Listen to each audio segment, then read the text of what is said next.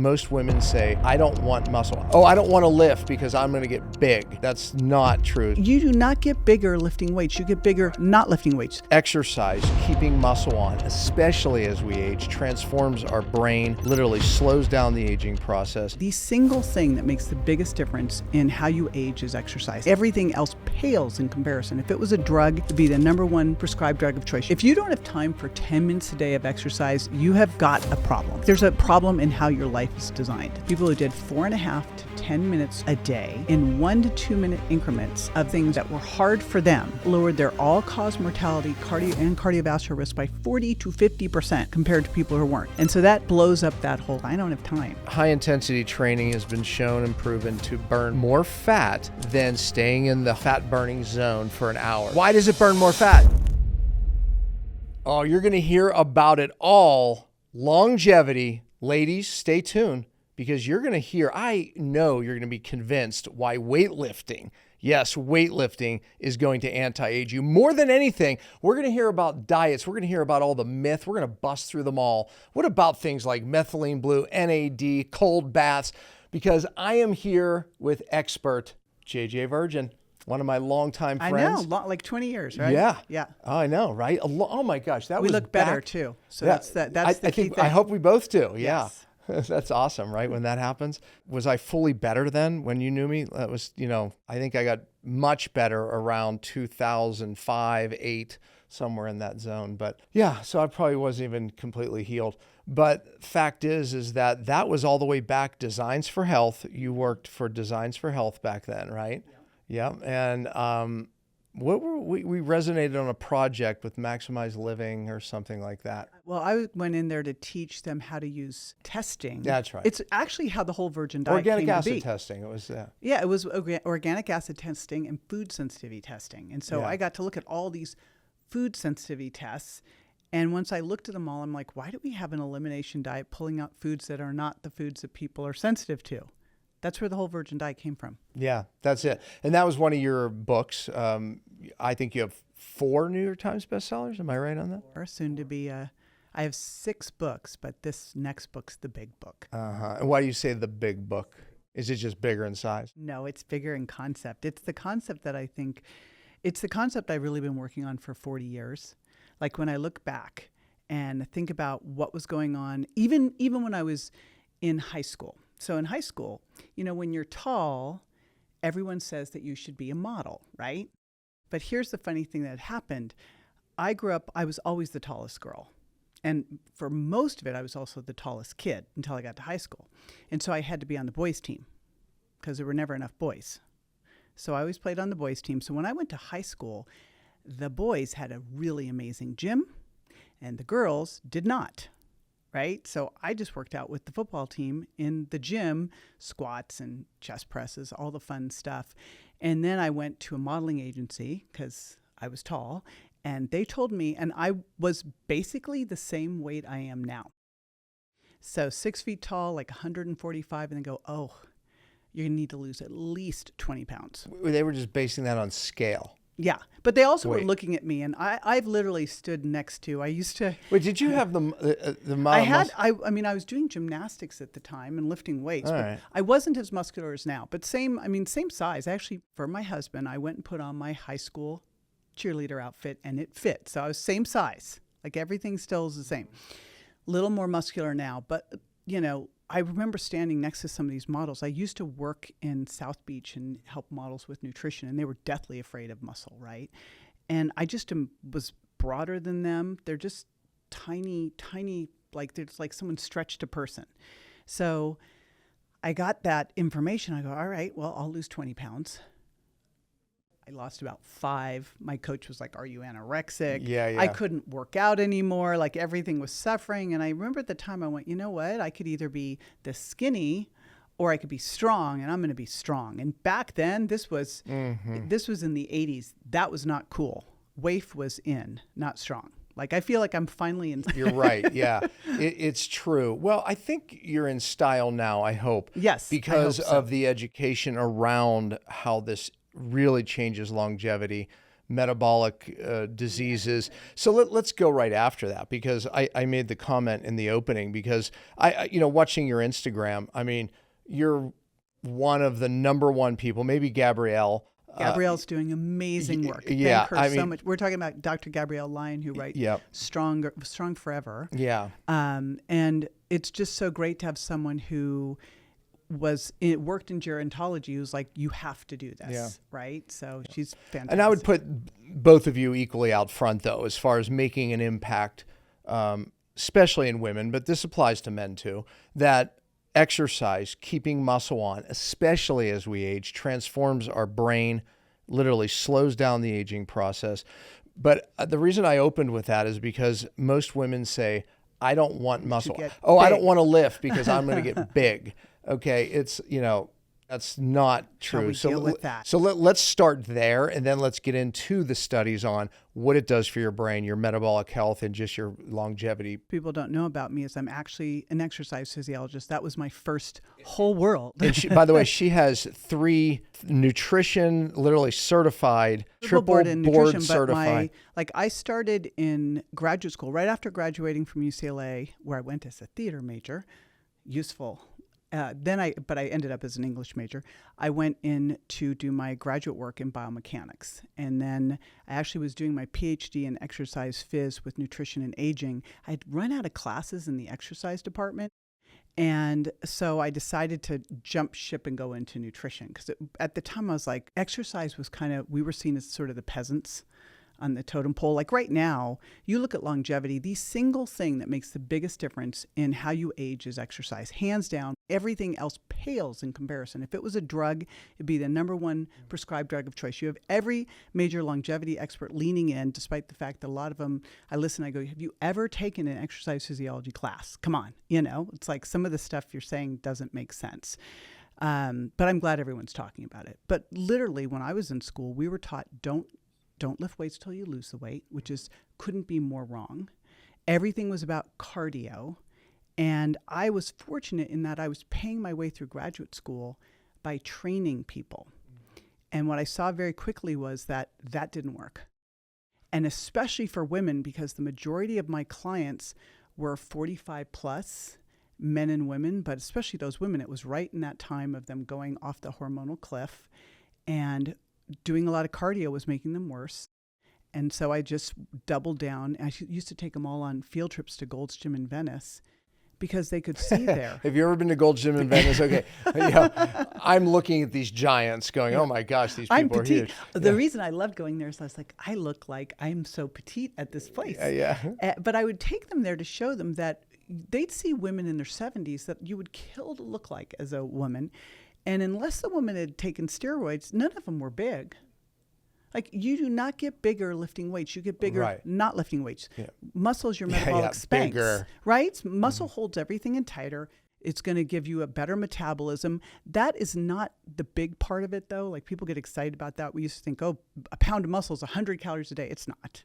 It's like 10 maybe, But getting that muscle on requires some energy, too. But it also gives carbohydrates a place to land that's not in your visceral adipose tissue. It helps you with better blood sugar regulation. It helps with insulin sensitivity. I mean, it changes everything. Everything. And by the way, you made a point, because I don't want people to get lost in this distinction. You made a really important distinction.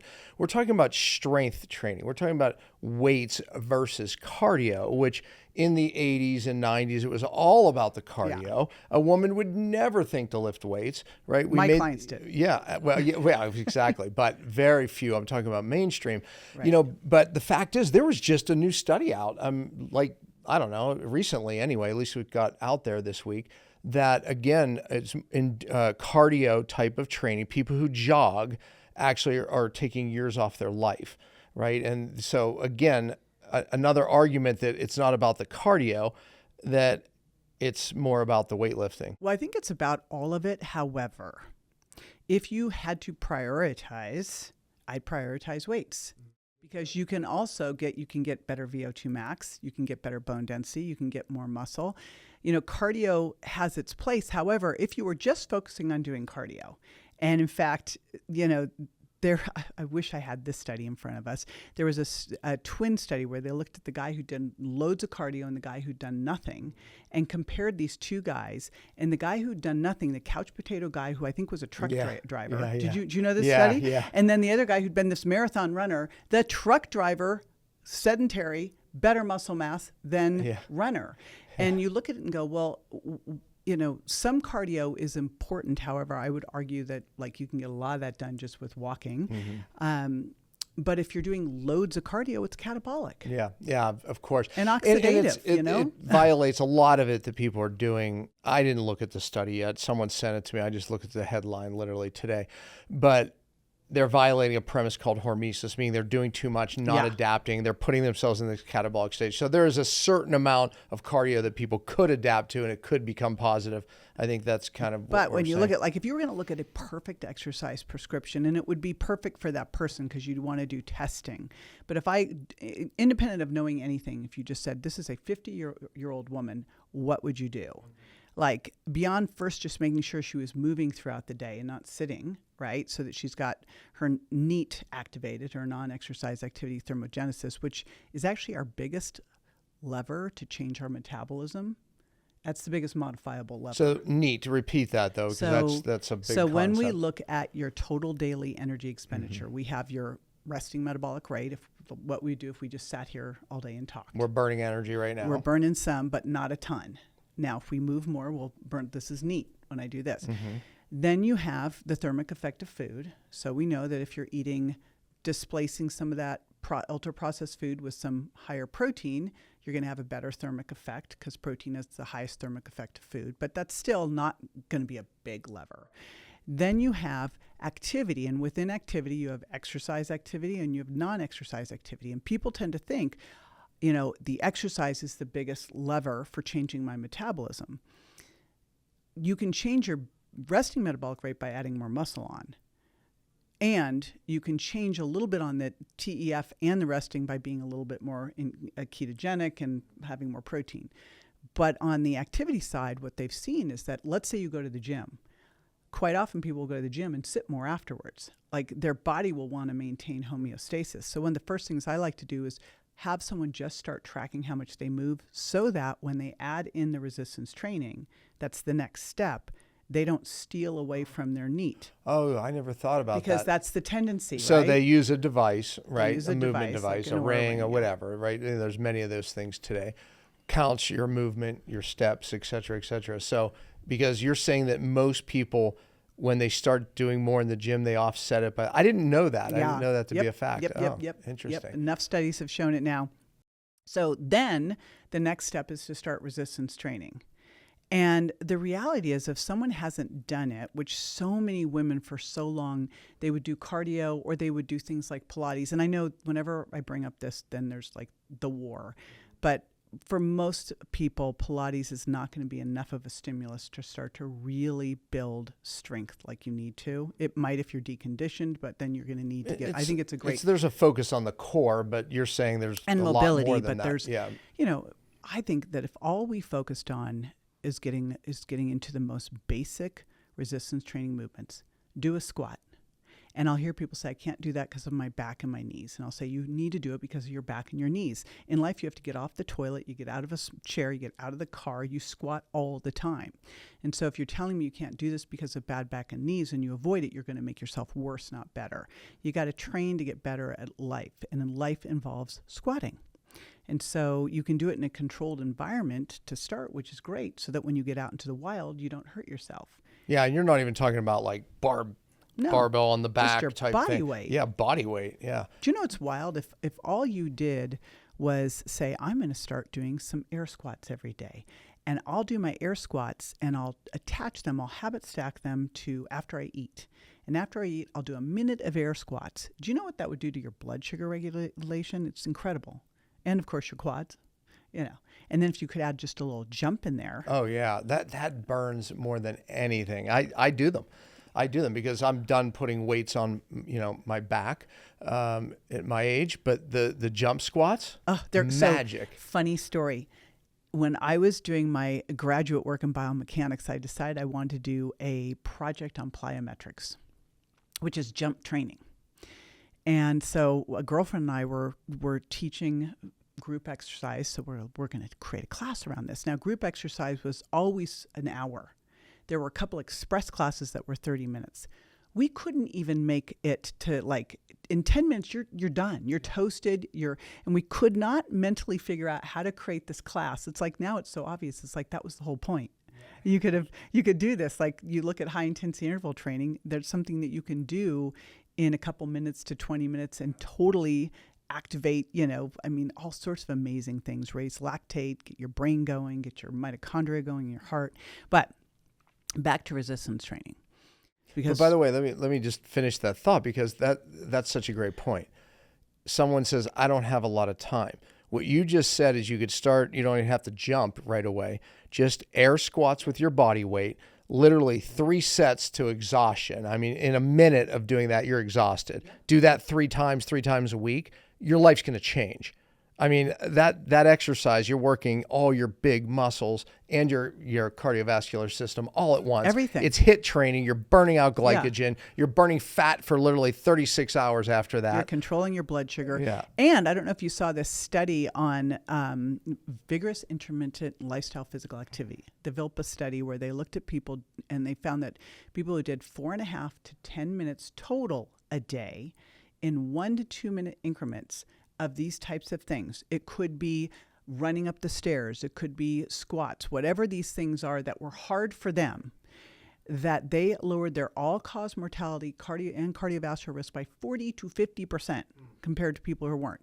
And so that blows up that whole, I don't have time. Yeah. I mean, first of all, make time. Yeah, absolutely. If you don't have time for 10 minutes a day of exercise, you have got a problem. Yeah. Like there's a problem in how your life is designed at this moment. And, absolutely. Having like special needs kid and running things out of being in an ICU and like being sole financial support for my kids, I found time. So you can find time. You have to do this. Yeah, like you absolutely. have to prioritize. I just literally had a conversation with a guy who makes money. So I just met this guy. What he does for a living is literally buy insurance policies, like life insurance policies. And he has become an expert in knowing when people are going to die. So let's say someone hits 70 years old, they can't afford their policy. They just give them up. They don't realize that someone will come in and give them $100,000 for it and pay the premium, knowing the numbers, the statistics on when they'll die, and it pays out. Wow. This guy's printing money. Okay? Wow. Now, I say all that to say, we started talking about, I'm like, oh, do you do DNA methylation testing, this and that? He's like, no. I was like, I am so accurate. VO2 max? So some of the things, one of the strength? things, yeah, that's right. I mean, he knows all these little things, right? Yeah. But the big one is just, Can you walk up if the someone stairs? even does any exercise or not, right? It's like he looks at just how active they are, not active they are, how tall they are. This is why you have to concern yourself with longevity. Taller people, he said, like the really tall men especially, actually, they absolutely live less, so they'll pay more for those policies. Anyways, point is that exercise is a game changer when it comes to living longer healthy. So then back to your point with strength training, we never got there, but Yeah. or like resistive training. Yeah. Well, okay. So, because what would be great to leave with is if you were going to go, if you're listening to this going, I want to not just live longer. I mean, there's lifespan, there's health span, and there's strength span. And I think we focus on strength span because it makes all the rest of it happen. And so strength span is really maintaining or increasing that muscle strength as you age so that you can do all the things that you want to do. I don't know if you've seen this study, and this was done on young men. And what they found was 1 week of hospitalization, immobilization, 1 week, 37% decrease in insulin sensitivity. Wow. No, I didn't see that. And 2 pounds of muscle loss. That is in a young man. Right. Testosterone, the whole thing. You think about what is happening now when someone's older and they, break a hip or whatever happens. You lose a pound of muscle or 2 pounds of muscle. It could take you 1 to 2 months to get that back, if you're even ever going to get it back. So, I mean, this is why this is so key, mission critical, is you want to think of your muscle like that insurance policy. You want to be putting on as much as you possibly can. I've been like, okay, how do I pack on as much muscle? And I do have some some cool things that I found that don't involve steroids. So yeah, we'll talk about all of that. Yes. But I hope the ladies in particular are hearing that, right? That muscle is important. We don't need you to be on stage, No, that you're kind not of going to muscle. be. We're not talking bodybuilding. And here's the thing: there's 3 reasons I like to give for muscle that I think are easy for people to remember. And with this whole umbrella of muscle changes everything. You hear people talk about, my metabolism. Muscle fixes your metabolism. It's the number 1 driver. So muscle number 1, metabolic Spanx. So we talked about that. It holds everything in tighter. You want to go sleeveless? There's no Spanx you're wearing. You better have, and people say, I want to be toned. Well, that muscle contraction, that partial contraction is what tone is. You want tone, lift weights. That's how you get it. And then muscle is your little sugar sponge. So it gives carbohydrates a good place to go, right? And then the third thing is... Meaning you're not storing it as fat. Right. It's stored in your muscle for Right. use later. Right. So, and then the third thing is, and that's why air squats after you eat. I remember hearing someone say, look, if you want to eat pie, then go do some push-ups. I'm like, I don't know if I really want to tell someone that, but... Yeah. Well, you know what? However... our friend Ben Greenfield, he does piss squats, meaning he goes in to go to the this Ben, he's crazy, right? We don't ever do things as long as he is not drinking it like some of our other friends. Yeah. Yes. We have friends that drink it too. Yeah. But so he does literally 20 piss squats before he goes to the bathroom, because he figured how many times you go to the bathroom a day if I just did 20. So it's an interesting way. But that is habit stacking. It's just like, what if every time you ate, you had to do something afterwards because you got 2 things. You got the activity, but you also got the blood sugar. Now you're sucking the carbs into your muscles. Yeah. So it's a double whammy. So then the third thing, and I think this is the most exciting So of wait, all. let's bring them back. Spanx. Okay. Metabolic Spanx. Yep. Pulls everything. Sugar sponge. Uh-huh. They call it the glucose sink. I'm like, Got it. people don't understand that. It's a sugar sponge. And then the third thing is it's a multitasking messenger. So every time muscles contract, not if you're doing this, but like they contract, you did something hard, they release these myokines. It's like your body's creating its own pharmacy of amazing things. Yeah, which a lot of it's good for the brain. Yes, super good. Like bringing my son back from his traumatic brain injury. We're going to talk about like, that. It's exercise has been the single biggest thing. You look at what's going on with people with dementia, with Alzheimer's, exercise is the single biggest thing. So immune system, inflammation, insulin resistance. I mean, you just go on and on. Everything and on. that people are plagued with today, exercise is an absolute recipe for the win. So it's like, why isn't this a piece of everybody's recommendation? Yeah. And we already hit time, so don't even bother with saying time, because you have time. Yeah. We Well, literally you're gonna made the make argument time. like 8 to 10 minutes, 3 times a week, literally could change all of those numbers that we're talking about. And you look at, so like I love minimum effective doses of everything. Minimum effective dose for moving is somewhere in 7,000 to 8,000 steps a day. What you measure and monitor, you can improve. If you just start watching that number, just like one of the things I love people to do is let's track your food for a week and make you use a food scale. Everything improves. I didn't have to say anything. Like they figured it out. You just start having someone monitor how much they move more. Because we just want to compete with ourselves. I got absolutely. this today, I'm going to get this tomorrow, right? So which one do you like, the devices that look at your movement? Oh, I just use an Aura Ring. That's what I use. It's the easiest thing. Yeah. So, I mean, it holds a charge well, so I don't forget it. Yeah, and you can put it on airplane mode at night. So I like that. So this is the easy. Yeah. So that's it. The second thing for resistance training, 2 days a week of 30 minutes is kind of minimal effective dose. Now, that doesn't mean you have to do 2 days a week of 30 minutes at once. You could do 10 minutes a day. So however you spread it out, it's really hitting each body part twice a week. So what are the body parts? I divided it into 4 parts, but I think we really focus on 3. So it's upper body. What book is this discussed in? So this is the next book coming out. Dang. This is the Metabolism Fix. The big one. The big book. It is hips and thighs, hip and thigh hinging. So things like squats. Yeah, squat. Okay. Deadlifts.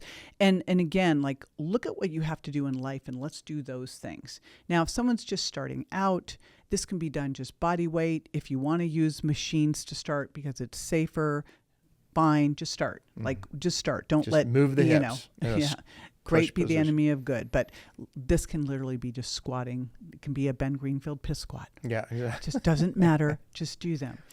Then, I love deadlifts because we pick stuff up off the floor. So that's a great one. A push-up, because anybody can do that. You can start against the wall. And so that's upper body pushing. Everyone tells me, oh, I'm doing triceps. I go, I never do triceps or biceps. I do push-ups and pull-ups. You're working your So, tricep. some kind of a row and some kind of a push. And I love an overhead press because in life we have to push things overhead, but also I'm loading the spine. I'm loading the spine, I'm loading the hips. So that's, to me, the just foundational. If you just could do those things. Yeah. So let's just review them. Okay. You started moving the hips, which is some hip type and of hip and thigh hinging. So exactly. squats are the great one. Leg there. press squats. You pick one is the point. Pick Yeah. one of those. If you're afraid of getting hurt to begin with, you could do a squat at the gym. But you can Deadlift. do this, and then a deadlift. And I especially love a deadlift because we do this all the time. All the time. So, and then next one would be an upper body push. So, And that is like just a push-up. yeah, Because you simple. can do them anywhere. Like I said, anyone can do them because you can do them against a wall. And you can progress them. So you can start against the wall and Yeah. you can then do one-handed on the floor. Like Yeah. there's always a way to progress a push-up. In upper body pulling. Can you do on one-handed on the floor? I cannot do. I used to be able to. Last time I tried that, I was like, oh, I can't do this. When I was in high school, my science teacher made me do one-arm push-ups because I said I could do, I don't remember a number, but I did 42 one-arm push-ups in front of the classroom on the big desk, right? So Wow. that's when I was in like my really marine physical fitness shape. Amazing. But anyway, yeah, I bet I could do one, but I'm not going Well, to. But anyways, go But ahead. we should probably have you do that at some point and take a little video of that now that you blurted it out. Yeah, exactly. I'll use Yeah. my left hand Got to because be very careful when you tweaked say these things. my rotator cuff. But anyway, No, the last time I tried to do some show-offy thing like that, I was trying to do, the jack palance. Like, oh yeah, yeah. I was like, oh, that kind of like, Yeah, that's yeah, hard. Yeah, exactly. Yeah. But so the cool thing is, of course, the fourth body part would be core, but I don't actively work core. I've been doing some pelvic floor work with an amazing pelvic floor therapist, but not active core stuff because you do it. If you're doing squats, if you're doing deadlifts, you're doing it. And then something, either a row or a pull-up. I'm big on pull-ups because it requires so much grip strength. So if all you did was to start and just flexed arm hang at something. Yeah. By the way, you mentioned that earlier. I wanted to get back to it. Some things to gauge how long you're going to live, right? Yes. You mentioned grip strength. Yes. There's also something, regarding quad strength. Yes, and So- brain health. Yeah. So Yeah. talk about some of those things. So, and these because- are easy to test. So, I mean, you could do it. There's norms for all of these things, which is great if you just go and ask chat. You can buy a hand grip dynamometer. These are $30 on Amazon. They're easy to use. And it's just, here's an interesting thing with a hand grip dynamometer. You do it one hand, then you do the other hand. So you do it 3 times each hand. What you want, and then you take the average. It's actually a sign of potential dementia, like early dementia, if your hand grip strength is 10% or more different. Oh, I didn't know that. Yeah. Now, the other cool thing with grip strength is if you're feeling like you're not recovering well, your HRV's low, check your grip strength. It's kind of like what we used to do with checking resting heart rate.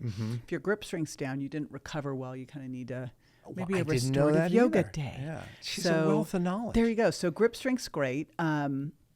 Push-ups are an easy one. I know there was this whole thing that Dr. Vonda Wright had pushed out, I think on Mel's Robbins podcast, that you need to hit at least 11. Depends on your age. And also you've got to look at your form. The form I see at the gym, it is all I can do. I always go, they did not hire me. They didn't ask my opinion. So walk away. Yeah. I mean, I just saw one the other day. I was at a gym and I'm like, It's hard. what's this guy? I learned my lesson early on. I got reprimanded at the gym in my 20s. This guy who was doing something ridiculous, and he goes, I didn't hire you, and I didn't ask your opinion. And I went, you're so right. Yeah. And I've never done it again. So I will literally see people doing things, and I'm like, oh my goodness. Yeah. But I know. say nothing. Yeah. Nothing. I don't say anything, but it's like, oh my God. But this really? guy was Should like, I? what exactly is it you're doing? Because he was doing a push-up, but he was so sunk. So his shoulder blades were sunk together. His whole lower back was arched down. It's like his pelvis was hitting the floor before his chest. I'm like, all right, walking away from this disaster over here. But, so form really matters there. But those are great ones. But the age has to matter, right? Meaning right. So if you're sex 80, and age. And you can still do 10, that's awesome. If you're 35 and can only do 10, I got a problem with that. Yeah. So, well, all the charts have age and sex. Okay. So you can just go through them to see. So there's that. They also have a flexed arm hang one. There's also the farmer's carry. You should be able to carry at least 25% of your weight in each hand. Oh, yeah. The hanging thing's interesting because when I was on the Marine Physical Fitness team, we would hang because pull-ups, to do pull-ups, it really keeping yourself on the bar was, part of the whole thing of doing a lot of pull-ups. But one arm hangs. If you think you could do one arm hang for 1 minute, good luck. Hey, what about standing? So here's the other part. So those are all great for strength and endurance. And they're different, right? I mean, when you're training, you can train for muscle hypertrophy, for muscle strength, for muscle endurance, for muscle power. They're different. Now, there's a lot of crossover. But the other piece of this is all the mobility, flexibility, balance, stability.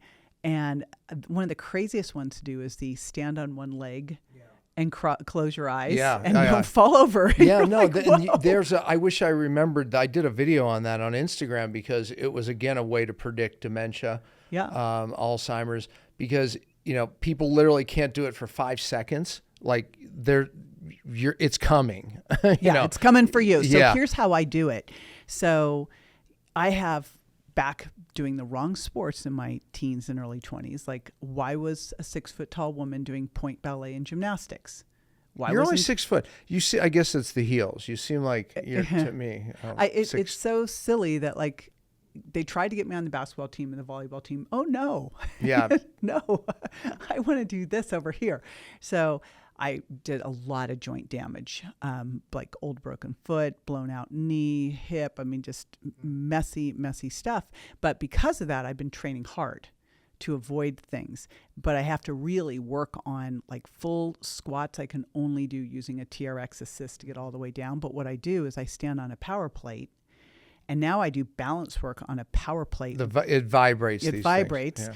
And the cool thing with power plate is it vibrates in a way that your nervous system cannot figure out what's going on. Mm-hmm. So it's going up, down, side, side. So it's going in all these different planes, and your nervous system now has to really engage. Because a lot of what you do in resistance training is getting your nerves and muscles to communicate. So you got a lot of stuff going on. And then I have an old broken foot that so I'm really working balance on that foot because it doesn't want to balance at all. It really loves high shoes too. It's like, why are you doing this to me? But you're a woman, so we get it. Of course, yes. So, balance is a big one, and you can do great stuff to challenge it. But I think this is where something like yoga fits in. Mm-hmm. I think that doing yoga once or twice a week, Pilates, those types of things are great for the mobility, stability, the stuff that most of us, once we really get into weight training, we will never go do that. Right. I know. That's the thing. I hate yoga. I detest it too. Like weights for me is just like, I love weights. I know. I do it every day. Throw a bunch of heavy stuff around. It's I love it. It just feels so good. And here's what I've noticed. People who are really good at yoga love yoga, and they're like Gumby dolls. They're bendies. The people who love resistance training don't like yoga, and the people who love yoga don't like resistance training. They both need to cross train. Yeah. Like I look at these yoga girls, I'm like, you need to get in the gym right now. Like you can see how hyper flexible they are, which is bad. Yeah. And then, those of us in the gym, it forces us to get into one of the challenges I see with resistance training is we don't tend to train in all three planes. Like a lot of resistance training movement is just front and back. There's no rotation. There's no side to side.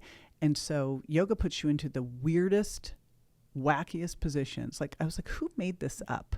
And then called these things, these flying crows and pigeons and things. Yeah. These awful things. No, I hate it. Yeah, me too. I literally count the minutes. I go, okay, I'm 10 minutes in. I'm 1/6. I have a whole mind game all the way through. Yeah, I'm exactly like going to the gym and lifting weights.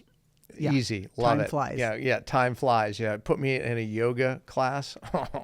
Oh no. I mean, this is just pain. I don't even like that kind of pain. Like I like lifting weights and feeling that burn, but that stretching pain, no. Yeah. But boy, it makes everything better. Yeah.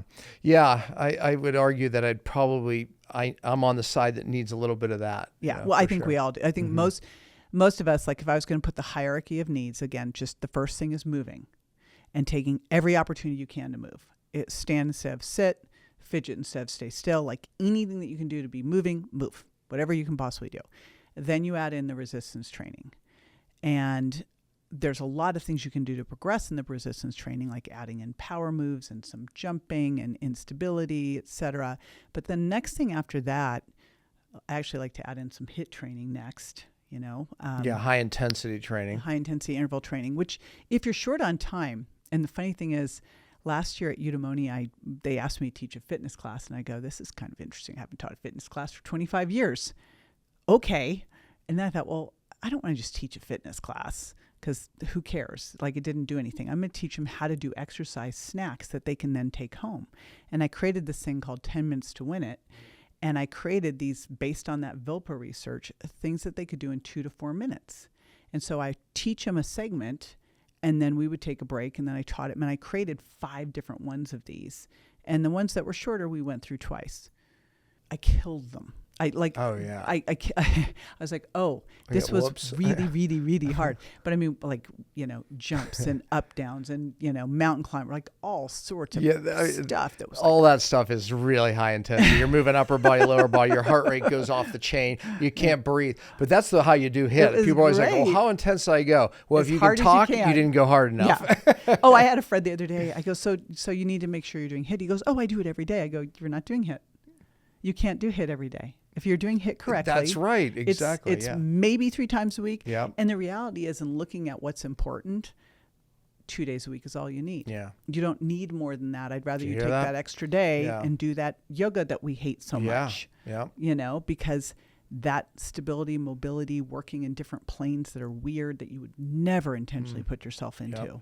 You know? Absolutely. Yeah, the high intensity, you're right. I mean, in the beginning, you could do it 3 days a week because people tend not to. Well, they're not doing it. Exactly. They're not doing it. It really has to feel like that when you were in, 4th grade and you were chasing someone or they were chasing you and you felt like you were going to throw up and you had to lean over and go, and your thighs were, that's the way it's supposed to feel. Absolutely. You know, and there's different protocols. You can do the protocol that does that where it's the Wingate 30-second all out. I'm going to puke somewhere in the 20 to 30 seconds and then recover for like 3 minutes or so. I like to do a 1 minute on, 1 minute off. So let's explain the principle, because high intensity training has been shown and proven to burn more fat than staying in the fat burning zone for an hour. So you could get on the treadmill or the bike and stay there for an hour and a half burning fat, or you could do this that takes probably 7-8 minutes and do 3 sets to what we're talking about, like literally a minute of all out, rest for 3 minutes or a minute, all out again, all out again. Okay, but why does it burn more fat? There's a couple things that we have to talk about here. First of all fat's not created equal. What's exciting about HIIT training is that it's burning more visceral adipose tissue. That's the dangerous stuff. That's the stuff. And so this is really fascinating. Okay, so remind me, we're going back to fat and fat burning during exercise, because I think it's just misunderstood.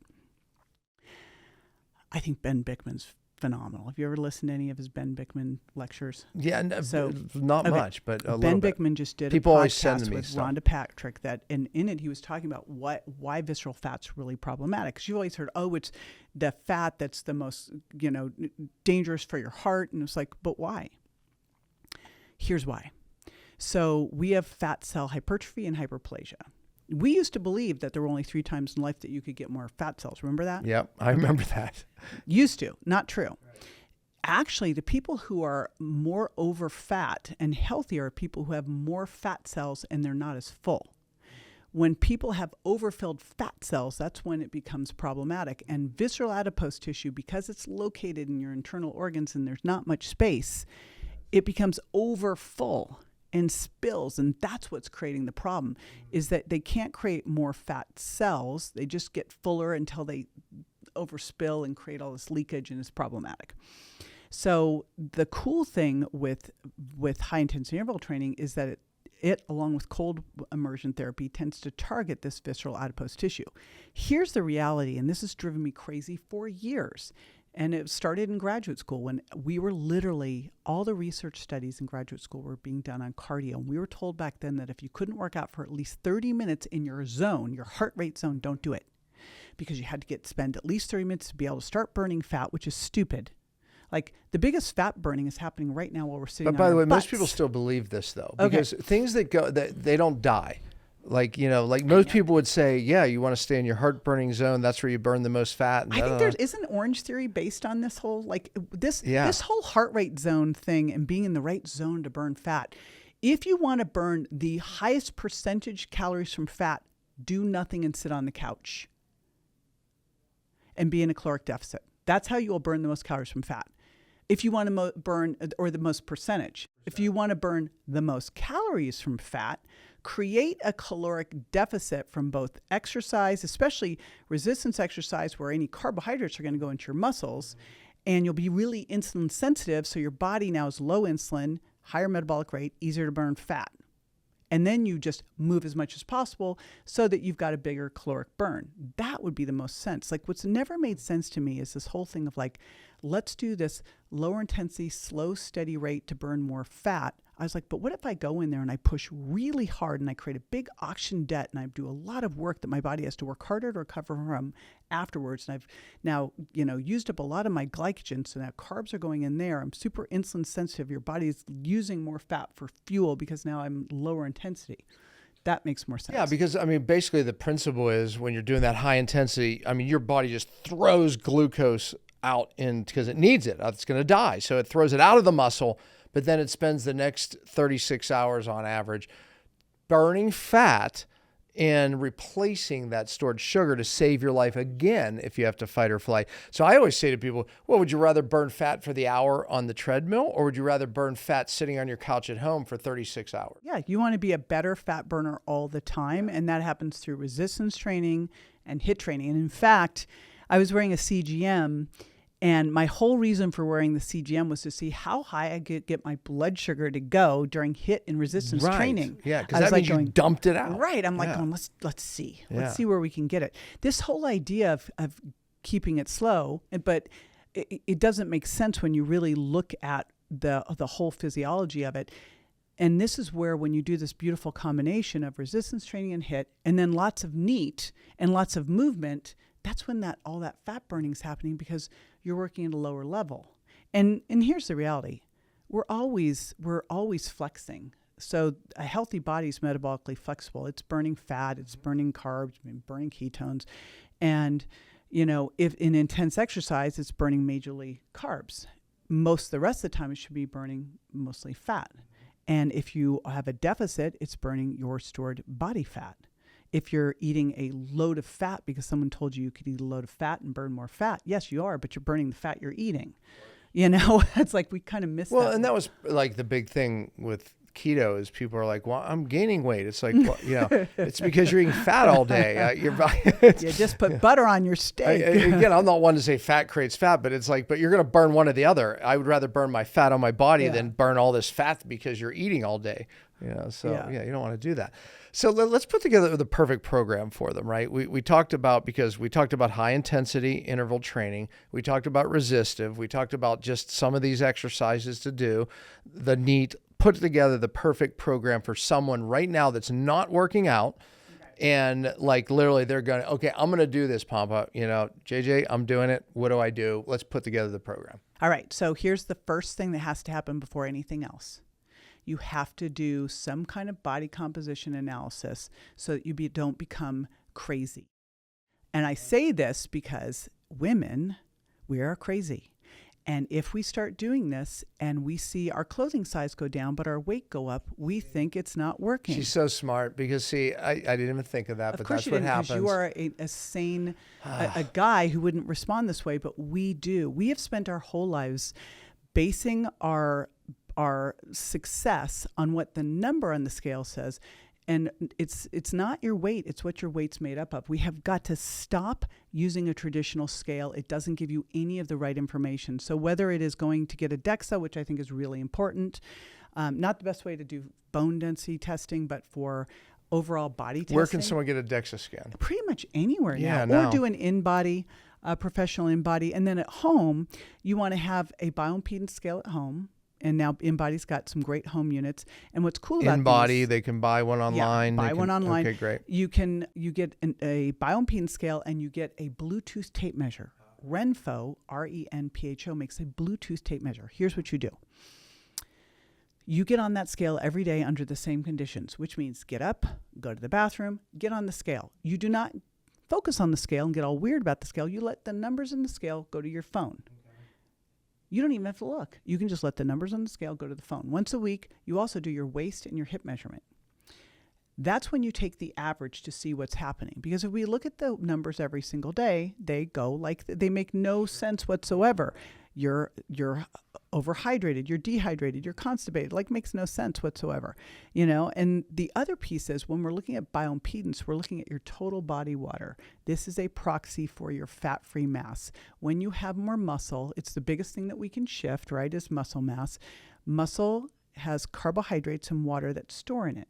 And so more muscle, more water. So it's how we can determine your total body water is how we determine your fat-free mass, and your fat-free mass is how we're going to predict your muscle mass, because that's going to be the thing changing. You're not going to step on and go, I put on a pound of bone.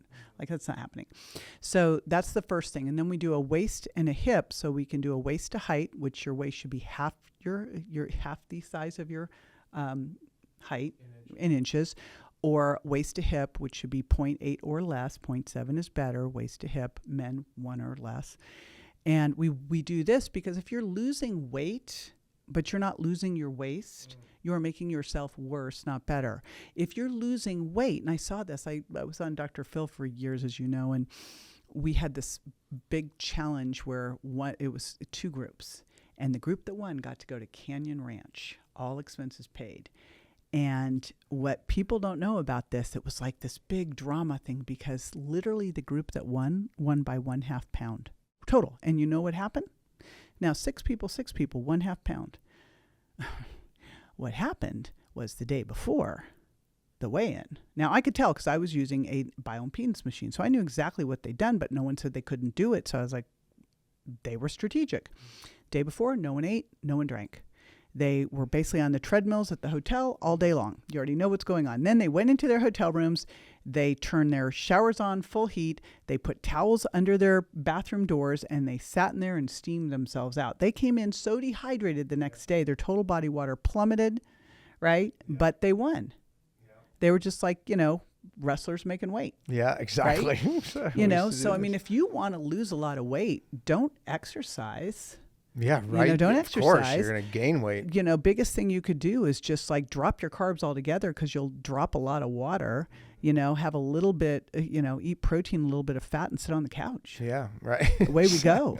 And if you put on muscle weighs more than fat. Yeah, I mean, gosh. So anyhow, that's why you've got to make sure that you are monitoring this, because I literally just had a gal who she was like, I've been stuck at like 134.5 pounds for a year. And I'm like, wow, that's amazing. You maintained that. And she goes, and then I did what you said, and I started lifting weights and eating more protein. She goes, I went down to 124, and that was all I did. She goes, eating more protein, which then displaced some other stuff, lifting weights. Now she's totally focused on how heavy can she lift. So now she's become a little bit obsessed with my deadlifts and my squats and everything else.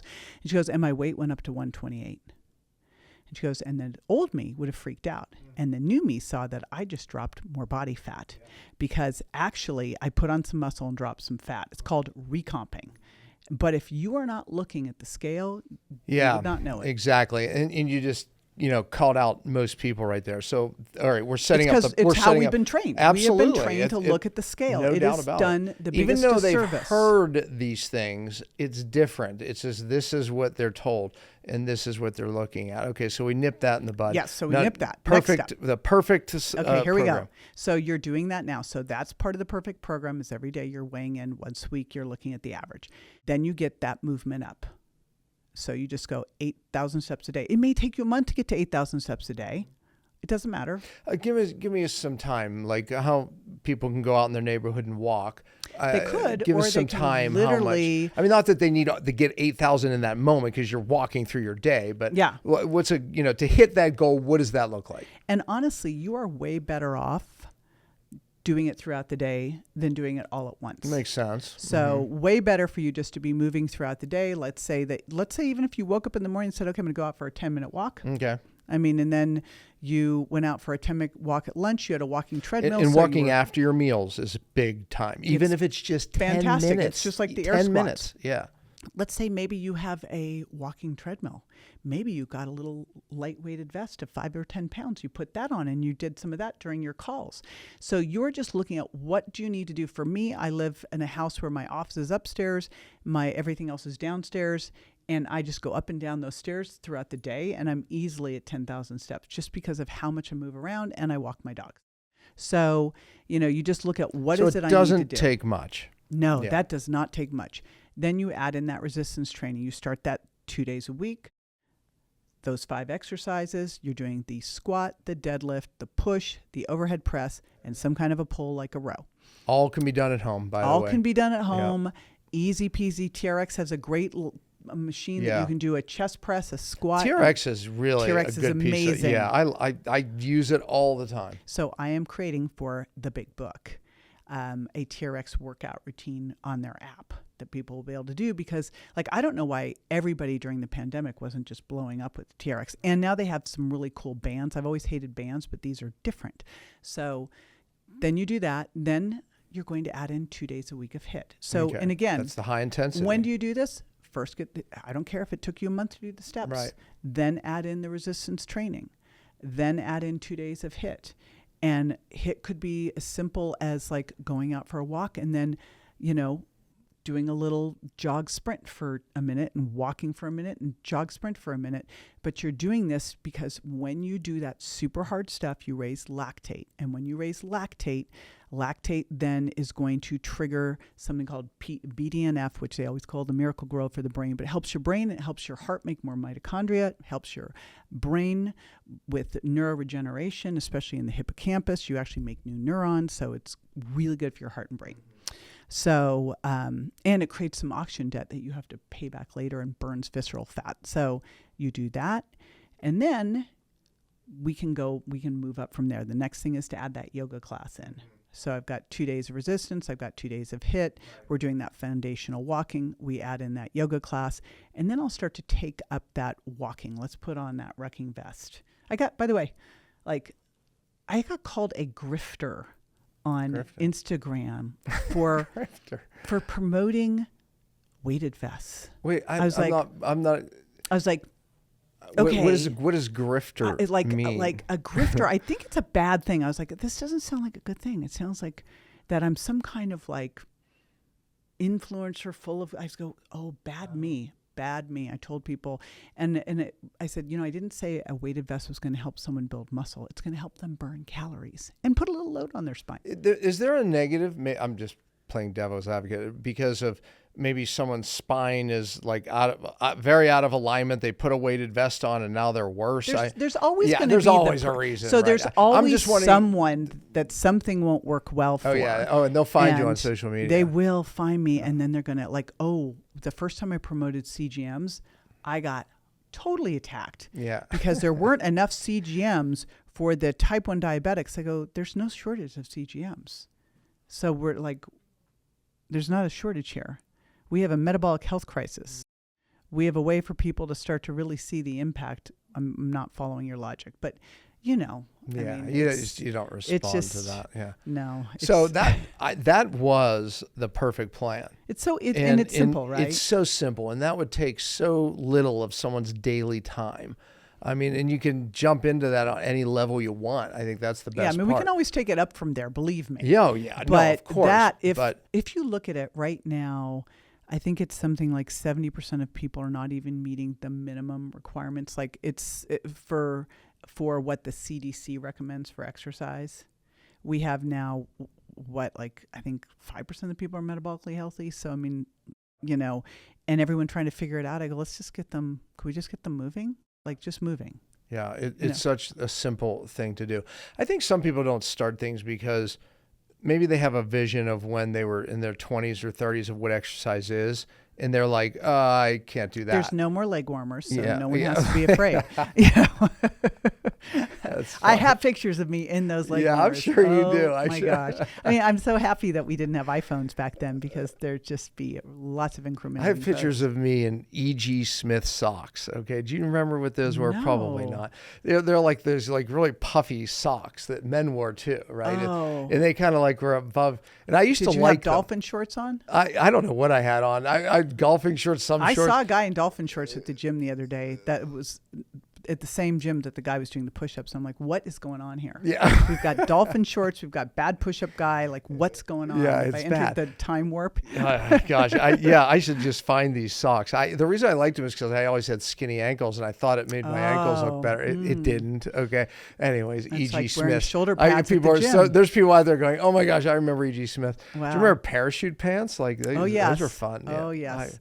I never wore I think those are kind of because- back in style. I see people with those on nowadays. Really? Yeah. Huh. Can you believe I'm talking fashion with JJ? We're actually Wow. moving into fashion Huh. right now. I didn't think we were going there, but We're resonating over the 80s fashion. However, this is not good. Yeah. Okay. I have to pull you back because your son, Grant. oh yes. I mean, I think it's one of those things. God works all things for good, right? It's like that.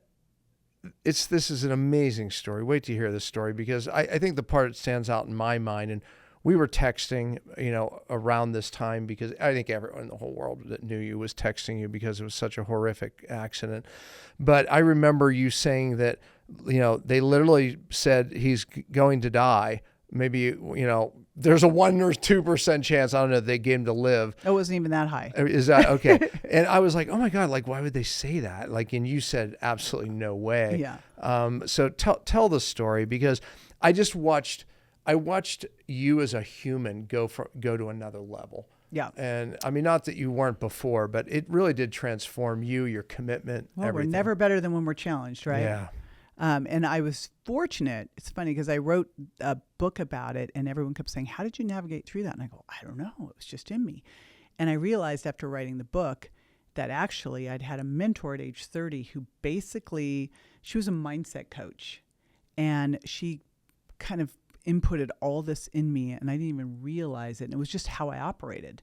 And it was so much how I operated that it didn't occur to me to think of this any other way than what she taught me, which was she taught me that the only limitations are the limitations in your mind. Now, when I started working with her, I thought she was absolutely crazy and that this is, of course, there's limitations. She would tell me, there is no right or wrong, there just is. I'm like, of course there's right or wrong, So she would tell me these things. I'm like, oh, but you work with someone long enough, it gets into you. Yeah. And so what was great is it also got into my kids. So my son Grant was, and I don't even like to say the victim, the victor of a hit and run where he was And literally. by the way, this was 2012? This was 2012. He was. It's hard to believe it was that long ago, but I had an earmark that how I knew that. Well, I have an earmark of how I know it because it was September 10th, and I thought, oh my gosh, he's going to die on 9/11. Right. So I knew like 9/10 as the doctor's telling me this, and I'm like, no, he's not. So this was 9/10/2012. It was a couple months before the Virgin Diet was coming out. It was coming out in November. We were just starting all the book launch stuff. And he'd gone out that day. It was at dusk to go walk. And he got hit by a car. All we know is that this car stopped. My neighbor saw him lying in the street. He saw this car stopped. This woman get out of the car, look back, gasp, get back in the car and drive off. And it was a woman. It was a woman in a white car. That's all we know.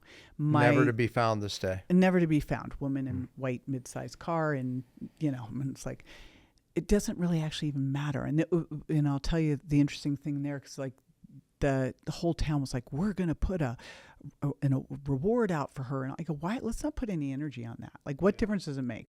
We have no idea what was going on there. Doesn't matter. Does not help my son. Let's stay over here. But thankfully, a neighbor saw him on the ground, called 911. He got airlifted to the local hospital. All we knew was that my ex-husband and other son, who was 15, came across the scene after everything was gone. And this is a huge thing because we wouldn't have known where he was. And they said, what happened? And the policeman said, a boy got hit. And he said, and he looks just like him. because, my kids were a year apart. So we drive to the local hospital. We're in the car trying to get information from them. He's a John Doe to them. They will not release anything to us. In fact, when we get there, they put us into a conference room. I mean, worst customer service, I will tell you. So we get into this conference room and they're asking us questions. And I go, stop it, stop. What is going on? And that's when they told us he'd been hit. He had a torn aorta. He had multiple brain bleeds. He was in a deep coma. And he also had 13 fractures, but those, that was not the meaningful thing. And so this doctor's saying, he has this torn aorta, and every hour we wait, the chance of it rupturing goes up by 10%. Sometime in the next 24 hours, it's going to rupture. We don't have the ability to fix it here because it's a very specialized surgery, but he would never survive the transport to the next hospital. Now, my son, Bryce, who's 15, is sitting here too, right? And my ex-husband, who was a med mal trial attorney, is sitting here. So this was all interesting because of their responses. So he said, even if he were to survive the airlift, he's not going to survive the surgery. He goes, and even if he were to survive the surgery, he would be so brain damaged, it wouldn't be worth it. Now, there's also a neurosurgeon sitting in the room. This was just the critical care guy. But you got to realize this was Desert Hospital in Palm Springs, California. Most of what they see are 70 and 80-year-olds. In that case, he's correct. They didn't know he was a 16-year-old boy with a lot of muscle on, built like a linebacker, and probably the most stubborn human being I have ever encountered. So we have that going for us, right? I mean, unbelievably stubborn. So my son Bryce looks at this doctor and he goes, the 15-year-old, he goes, so maybe like a 0.0125% chance he'd make it. And the doctor says, yep. He goes, well, that's not zero. It's like the movie, where was it? With Jim Carrey. Yeah. So you're saying there's a chance. There's a chance. Yeah. Exactly. So you're saying there's a chance. And he goes, we'll take those odds. The 15-year-old. Yeah, the 15-year-old. If you know this guy, first of all, he's getting his PhD in math right now, but he's like... he's a math guy. But we always taught them politely question authority. And especially since they grew up around all doctors. And, here's John, my ex-husband, who's done all this med mal work. And he's like, he just started the whole conversation of what needed to happen right now in a way that the doctor knew that if he didn't do this, there was not going to be a good outcome for him. So, so we had that piece of it. So we got him airlifted. He survived the airlift. Boy, when I got to the next hospital, which was Harbor UCLA, there had been one surgeon there, Carlos Donaire, who literally got a hold of orthopedic surgeons. He got this stent to put in that was not even available anymore, but someone he wanted to use. He had the neurosurgeons there. He had everybody there. We had 5 surgical teams. And I remember he's like, here, you go over here and I'll be back in a couple hours and everything will be fine. Great. Okay. And so he came back in a couple hours. He goes, everything's fine. He goes, now, I don't know if he'll ever wake up. That's the neurosurgeons. I'm like, oh my gosh. But when I saw him in the room, I remember I was holding his finger and he literally had 13 fractures. So he had like his legs were in casts, his heel was in a cast, his arm was in everything. And he had like a finger, I'm holding a finger and I'm like, Grant, you got to fight. And I told him, I'm going to bring the troops. Your name means warrior. You're going to be 110%. And I felt the littlest squeeze. I'm like, oh, he's in there. Because I've watched a lot of those movies on people in comas and I know they can hear you. Right. And, and I'm like, and I love you so much, nothing. And then I said, and Bryce loves you. And I felt this bigger squeeze. And then Grammy loves you, nothing. Your girlfriend really, wants to come see you. And then he tried to pick my hand up off the bed. And I'm like, all right, we're going to do this. And I just, I was fortunate in that we had people like Dr. Daniel Lehman coming to the hospital. Everybody was coming in to help us. The hospital's like, who are you? What's going on here? And we just did everything we needed to, like everything I could find that had anything behind it. We got a hold of the guy who did the progesterone research at Emory for brain injuries and talked to him because it was a 5-day study. He goes, the only reason it was 5 days is because we didn't have funding for longer. I'm like, great. We were doing progesterone. I got a hold of the guys doing all the fish oil studies. I got all the research from them and the hospital wouldn't let me do it. So the minute he intubated himself, I did it anyway. And I mean, we just did all the stuff. We hit him with a lot of amino acids because I was afraid of him losing his muscle and getting catabolic. And we didn't even have what we have available now. I mean, now we're doing really cool stuff. I mean, there's so much. Like I just had a friend who their son fell off a ladder, and like already the hospital's like, oh, he's not going to make it now. They're like 1 month in, they go, we can't. They can't even believe it. I go, and you haven't even scratched the surface. My son jumped off a cliff, fell 50 feet, hit rock. He should have been dead. Absolutely should have been paralyzed. We refused this massive surgery from the front, fused 6 vertebrae, metal in his body. They thought we were absolutely nuts, but we had so many people praying because that's. And then we had that. We had every religion. Like I was like, it's all represented here. And we were doing everything, what they said wouldn't happen literally in 2 weeks. He was able to stand. Isn't it funny too? And then they're like, wow, this possible. Is, just keep doing what you're doing. Yeah. You're like, okay. Yeah, no, that's pretty much it. And then, what they said would never happen happened. And then he was like, it was like, never asked us what we did. Nothing. Isn't that the weird? Well, so here's what happened at the hospital. Because as this is all happening and, he's coming out of this and talking and they're like, the nurses are going, okay, write down exactly what you're doing because I want to use it on my other patient, my mom, my this. And I'm like, sure, The head surgeon never even asked us. He was just like, I think I said to him, like, don't you want to know? Like, and he was like, no, just keep doing it. That was it. Like, he didn't care. I could have been a little more combative and said, yeah, but what about your other people that are coming in? You're just going to do the surgery on them. I will tell you, it was after that same hospital, another kid had a skateboarding accident, and it likely was a totally different situation. However, he went with this brain injury over there, and I was trying to get a hold of the parents because they were both doctors, and I was like, get him out of there. Like, he died within the next 48 hours, and I'm like, what was the feeling as a mother? With those odds. I never looked at those odds. I did not. I held this. It is hold the vision, not the circumstance. I would not let that anything but him 110% enter my brain because I was so afraid that if any glimpse of it entered, that's what would happen. I just stayed in total, like I remember because at the time I was also going and doing like PBS stuff for the book and all this. And I'd see kids in wheelchairs and I was like going, we're so fortunate. I just kept like, being grateful. It was a complete mindset management, but I believed that our thoughts create and that was going to be the thing that made the difference. And so I did not let it in. What about did you get a phone call? How did you find, I'm just thinking back to my traumas, right? I mean, like when I got, like my son hit a tree skiing, right? We were in church and they did one of these. Oh, it's gosh. like, and you hear the news, right? It's like, I know my face went white, but I went into action. I know. I go into, so it is interesting to watch how my ex-husband and I go, because I go into complete action and he goes into complete, like, we are perfect Marilee team. had to find a bathroom because she literally has to poop. Okay, I'm not kidding. This is what she does in trauma. Like, wow. She has to go poop. And I thought your body shut that stuff down during trauma. Right. No, she's the opposite. I'm like, I'm going to go take care of everything, get out of the way. Yeah, like, no, she's pooping, right? She oh my flips the whole thing.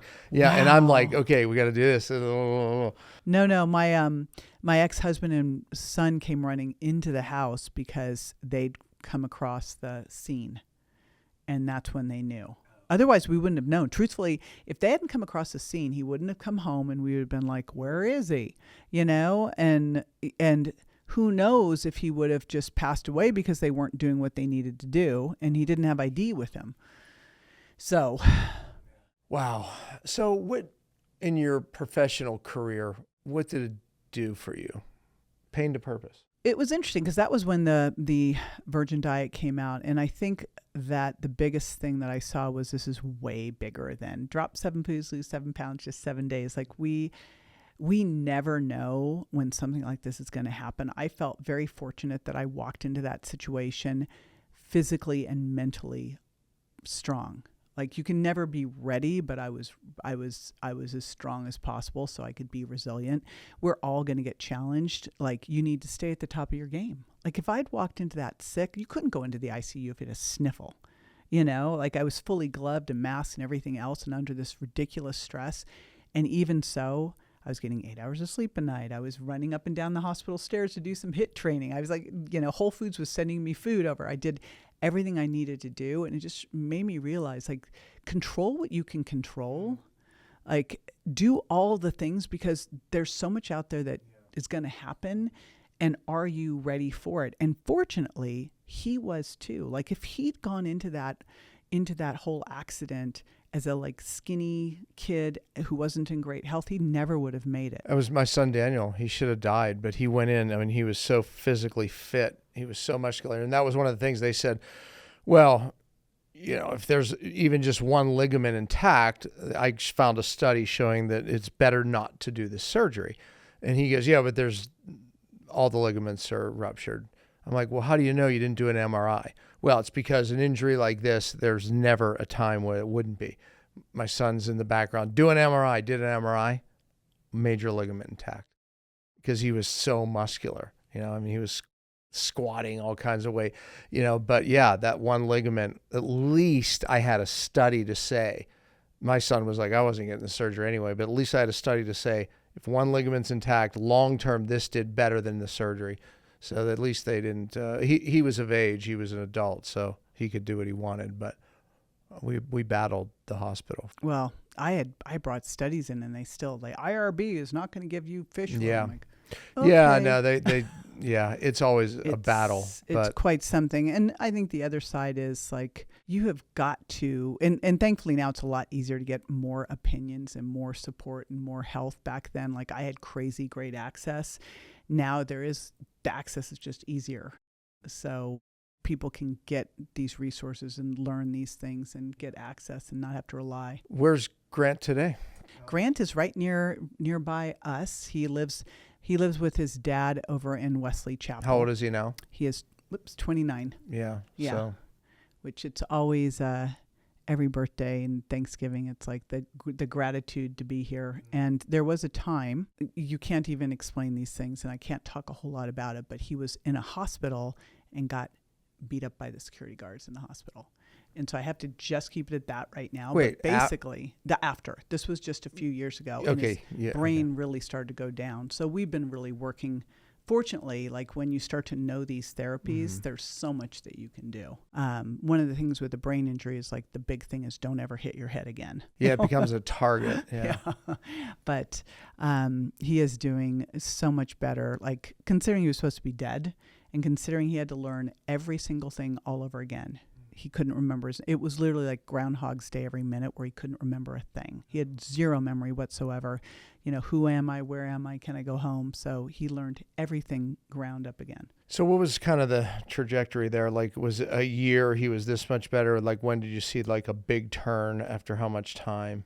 It didn't go like it started out, he came out of the coma, and I thought it would be amazing. And I remember nothing. Like, he came out of the coma, opened his eyes, couldn't talk, stared off into space, moved his one arm that wasn't in a cast back and forth. And I'm like, oh no. And so I just started working on waking everything up, like all of his senses. And the first part was little things like making eye contact, laughing at a movie, because we couldn't even tell. We didn't know if he could hear, he could see, nothing. We had no idea who was waking up. And so it would go in spurts where things would happen, and then all of a sudden you're like, is the grass growing? It kind of went in spurts. And then did he ever remember what happened? No. He doesn't remember the accident. Okay. But then he started to remember who he was. And, yes. Okay. We did a lot of it. Take? So we did a bunch. We went from one hospital to a rehab hospital, children's hospital, and he was making pretty good progress there. However, I knew he needed to be at home where things were familiar. So we brought him home, and they also wouldn't let us take him to a pool or do anything. And we literally took him out of there because I had rented a condo and put him in their big Olympic-sized pool, and he swam perfectly. And we're like, see? So we brought him home. We had him working at this place called Kinetics Gym in Palm Desert, where he was doing battle ropes and all sorts of weightlifting, and he was running sprints with his dad. And so we just started doing stuff. We had a ping pong table at home because Dr. Amen was like, have him do ping pong. We had him working with an amazing speech therapist. So we just brought him back and started pushing him. In fact, he at one point was like, back off, because I was like, there's so many things you can do, hyperbaric. And so we've done a lot of different therapies. Right now we're working with this doctor. He's actually not a doctor. He's a physics MIT guy who became a nurse practitioner to study brain rehab, who's crazy amazing and happened to move to Wesley Chapel. So we're working with him to get his eyesight perfect. And yes, Spencer Zimmerman, shout out. So now we're working on that. So it's always more, progressing. I mean, in some aspect. But now, I mean, you would just think he's a big, sweet guy. Like if you talk to him you right would never now, know. You would go, oh, sweet guy, but you can't. Where his deficits are is you would never put him into a noisy situation with a lot of stimulation, with a lot. I would just put him he'd be like, nope. He needs a lot of predictability, et cetera. But is he? Can he hold down a functioning job? I mean, so? There's some issues right now that we can't do because of what happened at that hospital. So I'm dying to know what happened, but I'm not going to ask. I'll tell you when we're not being recorded. Yeah, exactly. Yeah. Terrible. I can't even imagine. Wild. Yeah. Incredible. I'll tell you more at dinner. You'll go, what? Gosh. Wow. So, terrible. However, with anyone, here's the thing. We're all going to go through challenges. Yeah. This is how you show up in a challenge is everything. It's easy to show up and be amazing when life is great. It's all about, Wayne Dyer says, when you squeeze an orange, you get orange juice. Like, what do you get when you squeezed? Because that's the essence of who you really are. Like, the more, and this goes back to resistance training, I truly believe.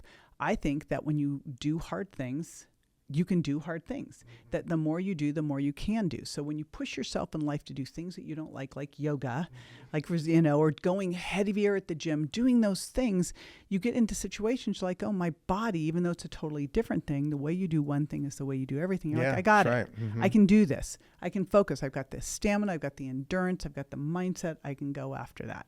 Yeah. So true. The way I watched you go through that, it was... I guess I expected it from you because I knew who you are. That said, sometimes we fall apart. You didn't. And my wife and I just kept saying, man, this child is blessed to have her as a mother. Well, he has a great dad too. Yeah. And a great brother. Yes, sounds like it. Yeah. So, it's the whole, it takes the village to go through these things. And all of you played a role, even, his brother at 15 going, so there's a chance. His brother's like, Yoda. He's like an 80-year-old in a now 28-year-old's body. Yeah. I mean, it made all of you stronger. And again, I know you learned a lot. Neuroplasty is just, getting the brain to reconnect. And, my gosh, I'm sure that's taken every part of your knowledge, training, Instagram, everything that you deliver knowledge to people to another level. Fortunately, it's and having really amazing people who've just been super helpful. Everything from he was after that thing that happened in the hospital, he was having seizures, and fortunately I could just text Dr. David Perlmutter and go, what's going on, and have him talk me off. Just having amazing humans helping. Kat Toops is another one who's reversed her own dementia. I don't know if you know her. She works a lot with Bredesen, just incredible people. But the fact is the good news is you won't keep that under a hat. Meaning, that has really, you're out there on social media, you're out there everywhere. You speak at the big seminars. You are bringing everything you learned in some aspect, to what you're doing. That was me. Pain to purpose. Everything I learned came out of my battle, right? And I've had battles with our kids, different battles that take me to another level. Okay, well let's end with some fun stuff here. I love doing this. We're gonna say I'll come up with as many as I can. You're welcome to add in. So things that are undervalued and things that are overhyped. Okay. So methylene blue, undervalued, overhyped. So crazy enough, I have not gotten into it as much as I want to yet because it has to be refrigerated. Yeah. I'm not sure what that means yet. No, it's because I travel half the time. It's like I do travel with my red lights though. So it's like I'm home. I'm I take that was the it. Next one. Okay. I take it. And then I was going, So I'd say that one for me is, I think it seems like it has a lot of merit, and I just haven't gotten to it yet. Enough. But if you're talking red light, I'm obsessed. Okay, undervalued or overhyped? Undervalued. Okay, undervalued. Right. And what if you gave me one reason why it's undervalued? What would it be? Just inflammation, I would say, tissue regeneration. And then NAD, undervalued, overhyped. So I take Qualia's NAD, and totally notice a difference with this. I think this makes a ton of sense if you look at our NAD production as it goes to how much it plummets when we age. So I would say this is an undervalued. All right, great. Cold baths, undervalued, overhyped. So in the hierarchy of things, I would say they fall on both sides. Yeah, I agree with that. Yeah, like I think people got themselves crazy about them, and I see people using them at the wrong time. It's hormesis. Yeah, It so can go against you. Right. So I see maybe a couple days a week doing it. I love the contrast therapy, but what I see, like literally, I have a friend who works at a gym in Tampa, and he goes, "Yeah, after we worked out, we were all jumping the cold plunge." I go, "That's the dumbest thing I ever heard." Yeah. Like, yeah. what are you doing? Yeah. It impedes recovery, like, as we found there you out. go. You Yeah. want to block muscle protein synthesis. So you just did resistance training. Exactly. So, but on the other side, sauna. Go ahead. Undervalued, overhyped. Undervalued. Oh yeah. Oh my Yeah, gosh. absolutely. Yeah. Like I think, when you look at the toxicity issues we've got going on, exercise, sweating, and sauna, like you just have to do these things amongst a whole lot of other stuff, but that's foundational. Like look at the 4 happiest countries in the world. The happiest, healthiest ones, Iceland, Finland, I think it's Norway, and one other, Sweden maybe. They're all the ones that they sauna, they spa. Yeah, right? they do. They do the hot saunas. Oh, that's a good one. Do you like infrared saunas better or the Finnish sauna? The 100 So we have both. I tend to get up in the morning and go in the Sunlighten and use that one because I I have the work in Sunlighten. there. Yeah. But then we have the other one, the hot one. So it depends on my timing. So I took my Sunlight and I added some of these other sauna space bulbs. And so mine, it's probably not, How high it's does it up get? above, it's around 160. So here's So what I I kind of do. get the best of both I worlds. turn it on early. Yeah, I do If you the let it same. on for 2 hours, it gets to 160. Yeah. And if you put those sauna space bulbs in there, I like, actually want that sauna space, but yeah. then I go, this is obscene. You cannot have 2-3 saunas in a house. well, no, Like, so that I added them to my Sunlight. that's great. Yeah, so they have How that, the smart. one that's there. So I just ran the thing up over the ring and put it right there. And you'll I have just to tell turn it on when Tim I get in there. I sit in how front of you that. did I'm drenched. I'm probably like 170 because I'm like right in front of Wow. it. Yeah. So I love that. best of both That's worlds. exciting. Carnivore, undervalued, overrated. So I think it actually is a very cool technique for an elimination diet.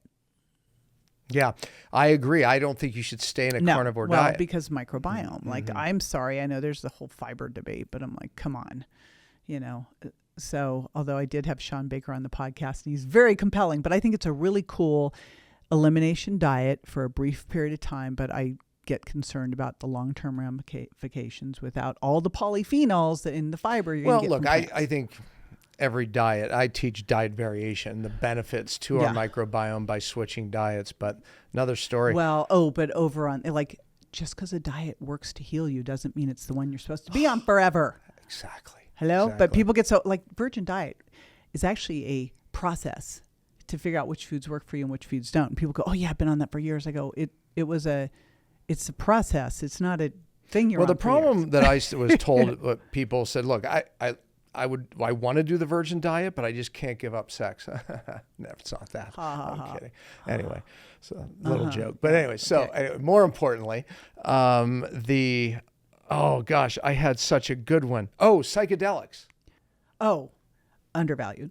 Undervalued. Okay. Oh, yeah. All right. Absolutely. Yeah, well, for you're looking trauma. at people for trauma, like, Yeah, I mean, yeah. We're not talking having fun. We're talking about brain trauma. No, that's the challenge. We're not talking about party. Yeah. We're talking about therapeutic. Yeah. Of course. So that said, did you do any of this with your son? Yes. Yes, I actually did a family healing ceremony with my ex-husband and 2 sons. And then I also did some stuff with my young son who got to see his brother laid out on a hospital gurney with, glass and brain injury and the whole bit. So yes. Yeah. Otherwise, What one, this just popped in my head, out of everything you've done for Grant, what do you think had the greatest impact? It's probably hard to answer, and you might have a couple of things. Okay, great. He knows that we will do anything for him, that we love him unconditionally, and no matter what, like when you go through something like that, you know how loved you are, and that is the most important. How did it change you as a person from, spiritual, emotional, your soul's perspective? So I don't know that it changed me. I just think it made me more of who I am. Like Oh, it well, was all that can be a change. in So you there. feel brought you closer to your true identity. Like it just, these things reveal who you are. You're not going to become someone different. I don't believe. I think we are who we are, and it just. But sometimes we have false identities, false beliefs that shed some of those off and brought out more of who you are in that way. I just know that, I remember early on I was pregnant with Grant. I was walking in Santa Monica through a back alley, to get to a parking structure. And these two like totally hoodie dudes started walking towards me. And I remember just looking at them going, come near me, I'm going to kill you. I'm going to kill you. You come near me in this baby, you are dead. And there's been no doubt in my mind that like I will do whatever it takes to protect my kids. And that just was like another example of it. Like my kids, like I'm a fierce warrior mom, mama bear. Like don't mess with my kids. Wow. Yeah. I wouldn't mess with her anyway. Do not mess with her. Yeah. No way. No way. Those doctors were probably like shaking in their boots. Oh, well, so here's what's funny because they go, oh God, she's back. And my ex-husband would walk in there like, good, he's there. Yeah. He's like the calm, sweet kind of. This would be the way it would be for my wife. Yeah. And they're like, oh shoot, here she is again.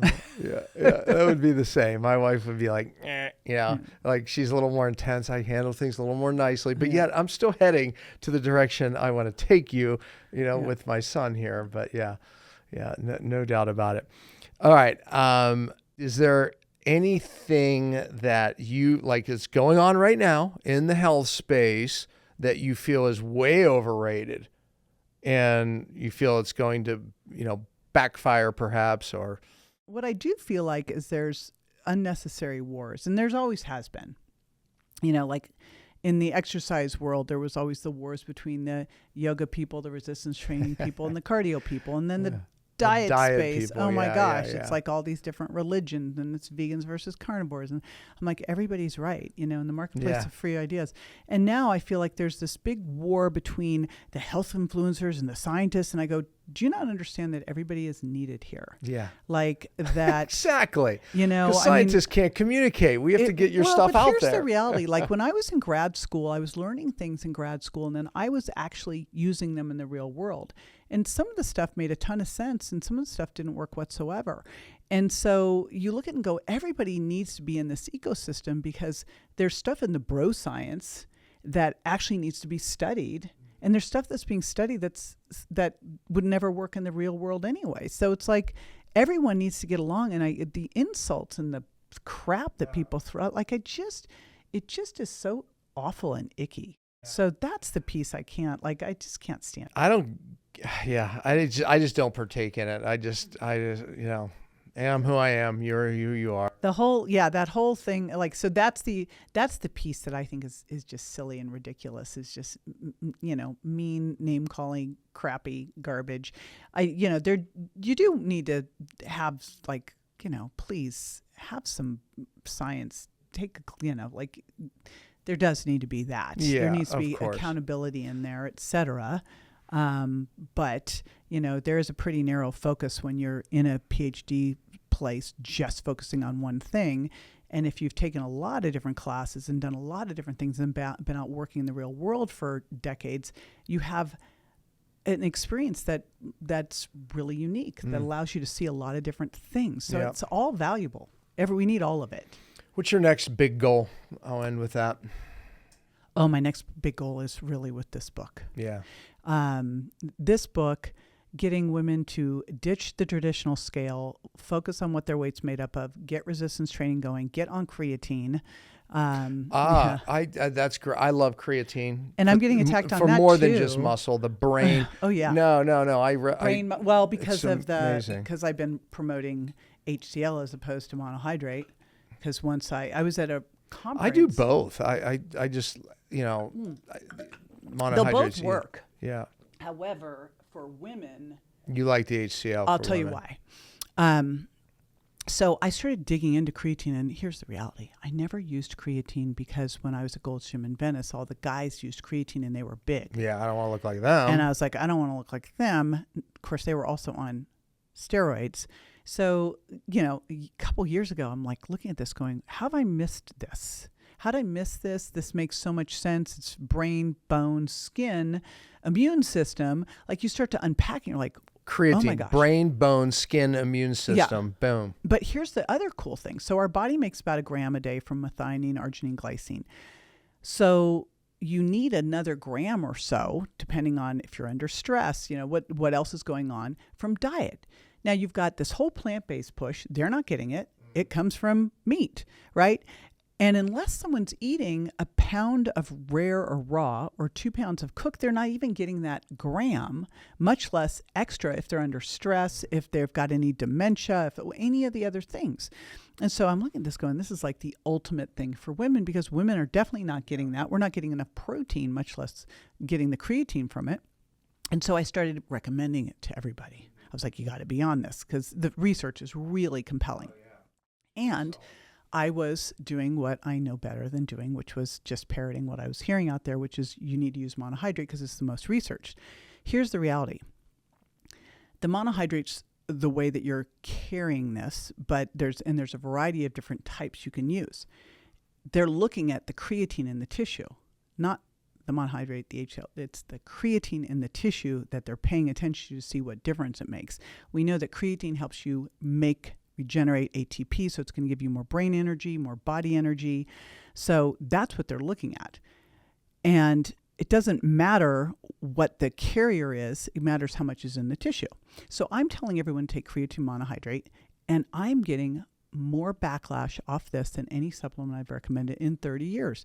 Women they're like, I'm going off it, I'm gaining weight, I feel bloated, and I'm like, it'll be fine, just go through it. It'll be gone in like a couple weeks. No, women will not do that. So that is where I started. It was interesting. I was at a medical conference and this guy who created the HCl version came up and he said, hey, I created this. I'm like, yeah, well, I'm sure that's just marketing because that's what I've heard.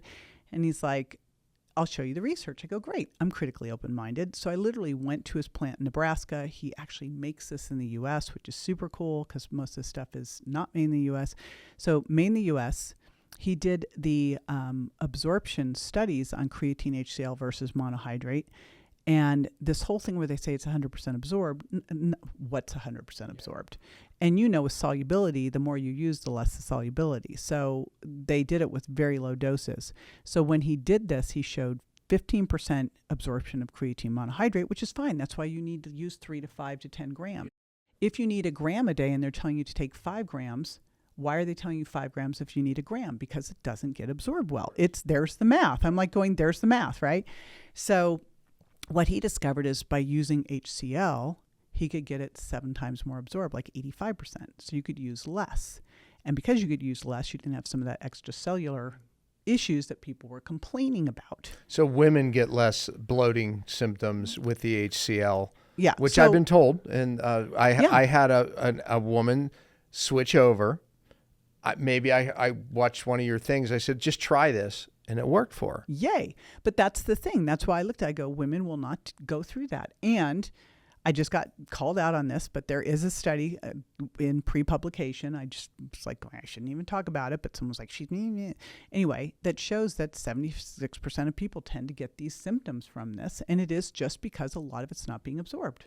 Now, if it works for you, you don't have it, and you want to go through that, it's fine. It's still working. You just have to use a higher dose of it.